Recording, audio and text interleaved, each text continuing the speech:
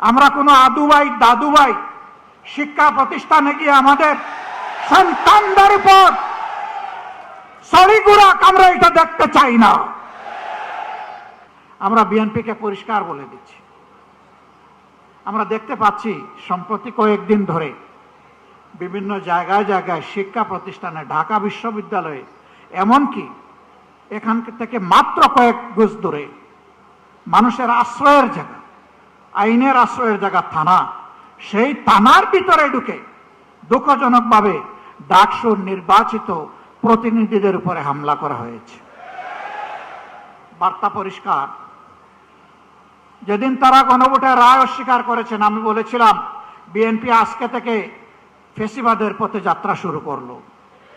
এইটা ফেসিবাদ। গতকাল আপনারা দেখেছেন নেত্রকোনায় জাতীয় সংসদের নির্বাচিত সদস্য, বাংলাদেশ জামাতে ইসলামীর প্রতিনিধিত্বকারী, জনগণের প্রতিনিধিত্বকারী অধ্যাপক মাসুম মোস্তফার উপরে হামলা করা হয়েছে, গাড়ি ভাঙচুর করা হয়েছে, তার সহযোদ্ধা সহযোগীদেরকে নাজেহাল করা হয়েছে। এটা কোন বাংলাদেশ? এই বাংলাদেশকে আপনারা চেয়েছিলেন? আপনাদের সন্তানদের আবার পায়ের গুড়ালি দুই টুকরা করা হোক আপনারা চেয়েছেন? আপনাদের সন্তানদের উপর প্রকাশ্য দিবালোকে দা, কিরিশ, কুড়ালার হেলমেটে আঘাত করা হোক আপনারা চেয়েছিলেন? এই বাংলাদেশকে আমরা ধিক্কার জানাই। এ বাংলাদেশ আমরা চাই না। আমরা পরিবর্তনের বাংলাদেশ চাই, যেই বাংলাদেশে শিশু যখন ঘর থেকে বের হবে, কিশোর যখন বের হবে, যুবক যুবতীরা বের হবে, আমার মা বোনেরা বের হবে, তখন কারো বুক দরু দরু করে কাঁপবে না। তারা নিরাপত্তার সাথে বের হবে, কাজ শেষ করে আবার নিরাপত্তার সাথে করে বসবে। আমরা ওই বাংলাদেশ চাই।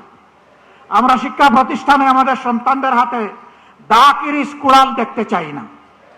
আমরা খাতা এবং কলম দেখতে চাই। আমরা কোনো আদুভাই দাদুভাই শিক্ষা প্রতিষ্ঠানে গিয়ে আমাদের সন্তানদের উপর সড়িগুড়া কামড়ে এটা দেখতে চাই না। এই সংস্কৃতি বন্ধ করতে হবে। যদি বন্ধ না করেন, মনে রাখবেন জুলাই শুধু 24 সালে ছিল না, জুলাই প্রত্যেক বৎসরে আছে। সে জুলাই আবার ফিরে আসবে ইনশাআল্লাহ, এবং তখন ফাইনালি ফেসিবাদের কবর রচনা হবে। শুভবুদ্ধির উদয় হোক, জনগণের রায়ের প্রতি সম্মান দেখান, 70% মানুষের রায় মেনে নিন, গণভোটের রায় বাস্তবায়ন করুন।